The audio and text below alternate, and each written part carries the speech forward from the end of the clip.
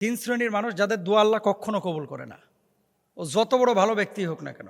এরা কারা? Be careful. ওই ক্যাটাগরিতে আপনি পড়েছেন কিনা একটু মিলে আনেন তো। নবীজি সাল্লাল্লাহু আলাইহি ওয়াসাল্লামের 1 নম্বর হাদিস, আল্লাহর হাবিব সাল্লাল্লাহু আলাইহি ওয়াসাল্লাম বলছেন, উদউল্লাহ ওয়া আনতুম মুকিনুনা বিল ইজাবাতি ওয়া আলামু আন্নাল্লাহা লা ইস্তাজিবু দুআ মিন কলবিন গাফিলিন লাহিন। এটা আবু হুরায়রা রাদিয়াল্লাহু তাআলা আনহু থেকে বর্ণিত হাদিস। রাসূল আকরাম সাল্লাল্লাহু আলাইহি ওয়াসাল্লাম বলেছেন, তোমরা আল্লাহর কাছে দোয়া করো এই বিশ্বাস নিয়ে যে তিনি কবুল করবেন, আর জেনে রাখো আল্লাহ এমন দোয়া কবুল করেন না যা গাফেল, অমনোযোগী, উদাসীন হৃদয় থেকে করা হয়। কিছু লোক দেখবেন দোয়া এভাবে হাত তোলে আর এইভাবে মাথা চুলকায়, দোয়ায় হাত তুলে মোবাইল টিপতেছে, দোয়ায় হাত তুলে আল্লাহর কাছে কোনো আকুতি নাই, কোনো বিনয় নাই, কোনো চাওয়ার মানসিকতা নাই। ওই হুজুর হাত তুলছে, হাত তুলছে। এই গাফেল উদাসীন কোনো ব্যক্তির দোয়া আল্লাহ তাআলা কবুল করেন না। তাহলে কি করতে হবে?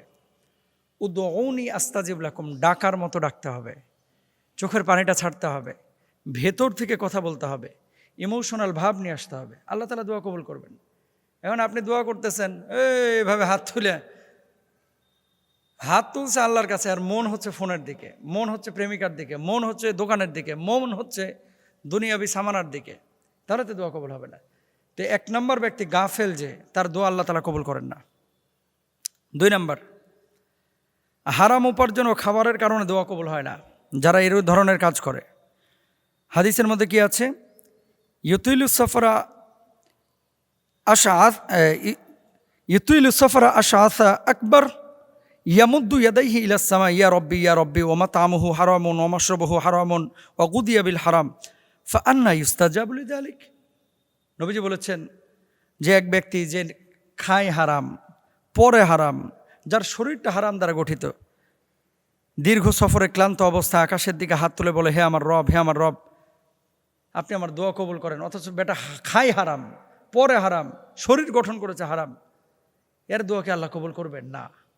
তাহলে যারা হারামখোর, ঘুষখোর, সুদখোর, শরীরটা, রক্তটা, গোশতটা যার হারাম দিয়ে গঠিত, আল্লাহ তাআলা তার দোয়া কবুল করবেন না। এটা হচ্ছে 2 নম্বর। তাহলে দোয়া কবুলের জন্য প্রথম শর্ত হচ্ছে কি? ইবাদত বন্দেগীর পাশাপাশি হালাল উপার্জন আপনাকে করতে হবে। খাইবেন হারাম আর দোয়া করবেন ফটফটায় কবুল হবে, এটা হবে না। 3 নম্বর, তাড়াহুড়ো করে দোয়া ছেড়ে দেওয়া। ইউস্তাজাবু লিআহাদিকুম মা লাম ইয়াজাল ইয়াকুলু দাআউতু ফালাম ইউস্তাজাব লি। তোমাদের দোয়া কবুল করা হয় যতক্ষণ না সে তাড়াহুড়া করে বলে আমি দোয়া করছি কিন্তু আমার দোয়া কবুল হয়নি। কোনো ব্যক্তি যদি দোয়া করার পরে রাতারাতি কবুল করতে চায়, যে আল্লাহ কেন কবুল করছে না? হুজুর এত দোয়া করলাম, জীবনে কোনো দোয়া তো কবুল হচ্ছে না। দেখেন, দোয়া কবুল হবেই 3টা পদ্ধতিতে, হয় দুনিয়ায় পাবেন, অথবা আখেরাতে পাবেন, অথবা দেরিতে পাবেন। পাবেন 100%, এটা আল্লাহর ঘোষণা। এখন আপনি পাচ্ছেন না, সমস্যা আপনার, আপনি ডাকার মতো ডাকতে পারছেন না। অনেক বিষয় আছে, যেমন এই দোয়াটা এখন কবুল করলে আপনি চাচ্ছেন আল্লাহর কাছে 1 কোটি টাকা দেন। কারণ আপনারা এখন যদি 1 কোটি টাকা দেওয়া হয়, 1 কোটির ভার আপনি সামলাইতে পারবেন? মানেটা কি? কিছু মানুষ আছে এই গাঞ্জাখোর, যেগুলা ওই 1 কোটি পায়ে গাঞ্জা খায় শেষ করে ফেলবে। আর যখন আপনার বাচ্চা কাচ্চা হবে, তখন 1 কোটি দিলে হয়তো বা বাচ্চার দিকে মায়া জন্মাবে এবং 5টা মানুষের রুটি রুজি হবে, তা আল্লাহ তখন সেটা আপনাকে দেবে। আপনি এখন এত তাড়াহুড়া করছেন কেন? এই জন্য দোয়া করে কেউ যদি তাড়াহুড়া করে, এর দোয়া কবুল হয় না। স্থির হইতে হয়, তাওয়াক্কুল করতে হয়, ধৈর্য ধারণ করতে হয়, তাহলে এই দোয়া কবুল হয়। আল্লাহ সুবহানাহু ওয়া তাআলা বলছেন, ওয়াইদা সাআলাকা ইবাদি আন্নী ফাইন্নী করিব উজিবু দাওয়াতাদ দাঈ ইযা দাআন। আমার বান্দারা যখন আমার সম্পর্কে জিজ্ঞেস করে, আমার কাছে চায়, আমি তো খুবই কাছে, এবং আমি দোয়াকারীর দোয়া কবুল করি যখন সে আমাকে ডাকে। সুবহানাল্লাহ। এই জন্য আমরা ডাকতে থাকবো, দোয়া কবুল আল্লাহ নিঃসন্দেহে করবেন ইনশাআল্লাহ। এখানে আরেকটি প্রশ্ন, যে মোহতারাম, প্রচণ্ড তাপদাহ, এই যে উষ্ণতা, এই গরমে মানুষের দীর্ঘশ্বাস, একদিকে তেলের সংকট, আরেকদিকে প্রচণ্ড গরম, লোডশেডিং, এমত অবস্থায় শরীর দৃষ্টিতে আমাদের কিছু করণীয় আছে কিনা, মানে কোনো আমল টামল আছে কিনা আর কি। এখন দেখেন, নবীজি সাল্লাল্লাহু আলাইহি ওয়াসাল্লাম একটা হাদিস আছে বুখারীর, যে ইদাস্তাদ্দাল হাররু ফাআবরিদু বিসসালাহ। যখন উষ্ণতা বেড়ে যায়, তখন তোমরা এই যে ধরে নিবা যে এই উষ্ণতা আসছে জাহান্নামের আগুন থেকে, এবং নামাজটা আদায় করো একটু শীতল হয়ে যাওয়ার পরে। জোহরের নামাজ এই জন্য গরমকালে একটু দেরিতে পড়তে বলা হয়েছে, আর শীতকালে কিন্তু একটু এগিয়ে নিয়ে আসা হয়েছে। এই উষ্ণতা বা গরমটা আসে কোথা থেকে? এই উষ্ণতা বা গরম আসে হচ্ছে নবীজি সাল্লাল্লাহু আলাইহি ওয়াসাল্লাম হাদিস, জাহান্নামের মূলত নিঃশ্বাস দুইটা। জাহান্নামের নিঃশ্বাস দুইটা। একটা নিঃশ্বাস হচ্ছে সে গরমকালে ছাড়ে, তখন এই সারা পৃথিবীতেই যে সমস্ত অঞ্চলে উষ্ণতা দেখা যায়, জাহান্নামের উষ্ণ নিঃশ্বাসটা সেদিকে চলে যায়। আর শীত মানে ঠান্ডা নিঃশ্বাস যখন জাহান্নাম ছাড়ে, পৃথিবীর যে সমস্ত অঞ্চলে ঠান্ডা নিঃশ্বাস পড়ে সেগুলো ঠান্ডা হয়ে যায়। এটা আমার কথা না, আল্লাহর হাবিব সাল্লাল্লাহু আলাইহি ওয়াসাল্লামের কথা। এখন কথা হচ্ছে আমাদের করণীয় কি? এই যে কয়েকদিন ধরে ঢাকায় কোনো বৃষ্টি নাই, তো সালাতুল ইস্তেসকা আমরা আদায় করব। আমরা আল্লাহর কাছে এই বৃষ্টির জন্য প্রার্থনা করব, দোয়া করব, যেটা বিগত বছরগুলোতে হয়। আল্লাহর কাছে বলবো আল্লাহুম্মা সাইবান নাফিয়া, আল্লাহুম্মা হাওয়ালাইনা ওয়ালা আলাইনা। এভাবে আমরা দোয়া করবো ইনশাআল্লাহ। আল্লাহকে বলবো যে আল্লাহ এমন বৃষ্টি দাও, বৃষ্টি দিয়ে এমন বারাকার দরওয়াজা উন্মুক্ত করো, যেই বারাকার কারণে আমাদের পৃথিবীর মানুষ শান্তি পায়। দেখেন প্রচণ্ড তাপদাহে সবচেয়ে বেশি কষ্ট কারা পায়? যারা স্ট্রিট কাজ করে, রিক্সা চালায়, খেতে খামারে কাজ করে, মাঠে ঘাটে যারা কাজ করে, যারা মাটি কাটে, যারা রোড এই যে নির্মাণে কাজ করছে, এবং যারা দিন আনে দিন খায় শ্রমিক, দিন মজুর। এখন আপনার বাড়িতে এসি আছে, আরেকজনের বাসায় ফ্যান নাই, আপনি তাকে একটা ফ্যান দিয়ে সহযোগিতা করেন। বাড়িতে যাদের সামর্থ্য আছে টিউবওয়েলগুলো উন্মুক্ত করে দেন পাশের মানুষের জন্য। শীতল পানি রাস্তায় বিতরণ করেন, শরবত বিতরণ করেন। রমজান মাসে আপনারা লাখ লাখ টাকা দান করেন। এই যে গরমকালে মানে সোয়াব উপার্জনের একটা মানে দারুণ মাধ্যম হচ্ছে এই উষ্ণতা। তাহলে আমরা অসহায়দের প্রতি একটু নজর রাখবো ইনশাল্লাহ। আর জাহান্নাম থেকে যেহেতু নিঃশ্বাস আসে, এই জাহান্নামের নিঃশ্বাস দূর করার জন্য কি করতে হবে? আল্লাহর কাছে তওবা ইস্তেগফার করতে হবে, ক্ষমা চাইতে হবে, নাম্বার 1। 2 নাম্বার, নামাজের সংখ্যা বাড়াইতে হবে, মানে নফল ইবাদতের সংখ্যা। 3 নাম্বার, মনে রাখবেন আফদালুস সাদাকাতি সাকিউল মাহ, সর্বোত্তম সাদাকা হচ্ছে মানুষকে পানি পান করানো।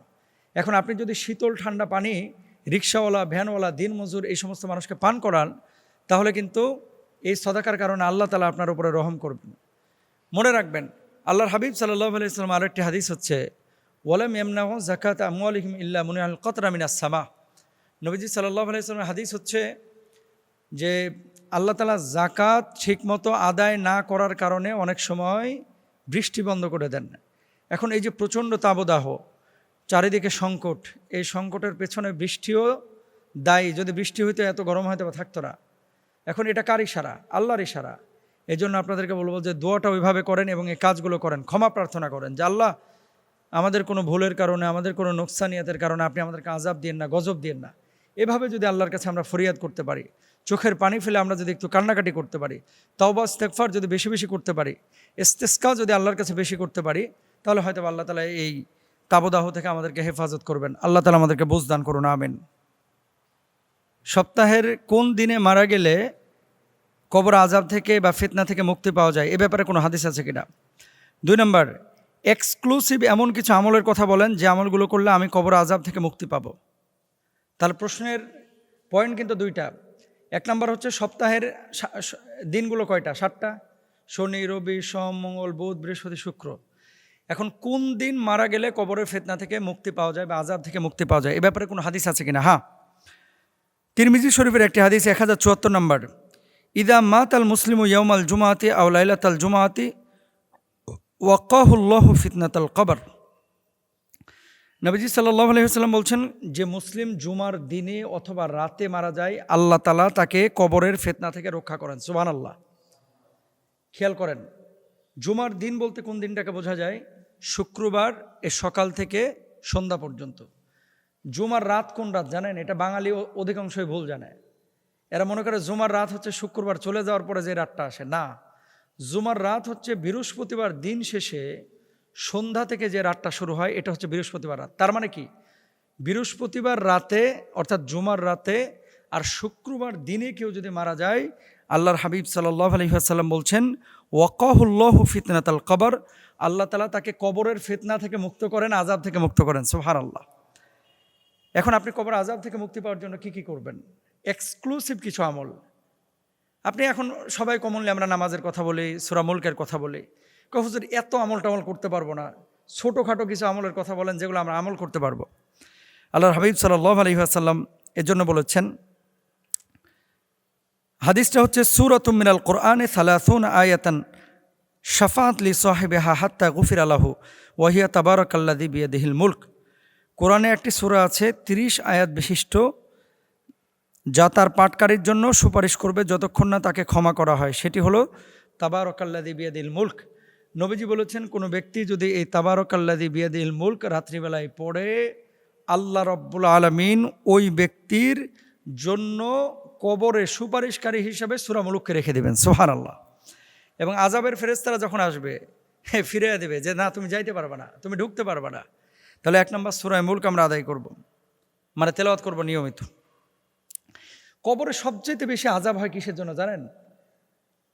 কবরে সবচেয়ে বেশি আযাব হয়, হাদিসে যেটা বলা হচ্ছে, রোজা না রাখার কারণে না, মানুষকে গালি দেওয়ার কারণে না, ওই সুদ খাওয়া ঘুষ খাওয়ার জন্য না, এগুলো তো গুনাহ, বড় কবিরা গুনাহ, এগুলোর জন্য আলাদা শাস্তি।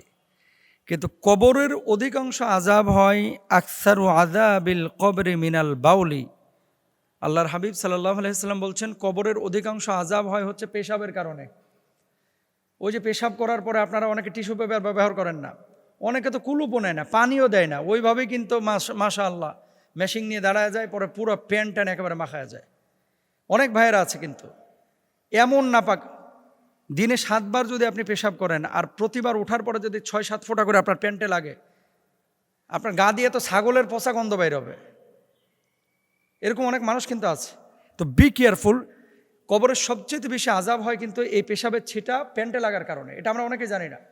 তাহলে কবরের আযাব থেকে বাঁচার জন্য টিস্যু পেপার ব্যবহার করেন, ঢিলা কলপ ব্যবহার করেন। ওই সমস্ত ব্যক্তি যাদের কবরে কোনো আযাব হয় না, তারা কারা? মান মাতা ফি সাবিলিল্লাহ, যারা আল্লাহর রাস্তায় শহীদ হয় তাদের কবরে কোনো আযাব হয় না। আরেকটা কথা নবীজি হাদিসের মধ্যে বলেছেন, ইন্নাল্লাহা ইয়াকবালু তাওবাতাল আবদি মা লাম ইউগরগির। নিশ্চয় আল্লাহ তাআলা তার বান্দার তওবা কবুল করেন যতক্ষণ না তার প্রাণ কণ্ঠে পৌঁছে যায়। কোনো ব্যক্তি যদি মালাকুল মাউত আসার আগে তওবা করে ফেলে, মানে মৃত্যু ফেরেশতা আসার আগে যদি তওবা করে ফেলে, আল্লাহ রাব্বুল আলামিন তাকে নিষ্পাপ করে দুনিয়া থেকে বিদায় করেন, তার কবরে আযাব হয় না। সুবহানাল্লাহ। এবং আরেকটি দোয়া আপনারা বেশি বেশি করবেন সকাল সন্ধ্যায়, আল্লাহুম্মা ইন্নী আউযু বিকা মিন আযাবিল কবর। 5 ওয়াক্ত নামাজের পরে আল্লাহুম্মা ইন্নী আউযু বিকা মিন আযাবিল কবর, 5 ওয়াক্ত নামাজের পরে আপনারা এই দোয়াটা বেশি বেশি করবেন। এরপরে ইন্নাল কবর আউয়ালু মানাজিলিল আখিরাহ। কবর তো হচ্ছে প্রথম স্টেপ, ধাপ, সেটা হচ্ছে আখিরাতের। কবরে পার পেয়ে গেছেন মানে আপনি সফল, আর কবরে ধরা খাইছেন মানে জাহান্নামে পিটানি খেতে হবে। এই জন্য কবর যার ঠিক আছে, আখিরাত তার ঠিক আছে। যার কবর ঠিক নাই, আখিরাতও ঠিক নাই, আখিরাতও মার খেতে হবে। আল্লাহ তাআলা আমাদেরকে বোঝার তৌফিক দান করুন।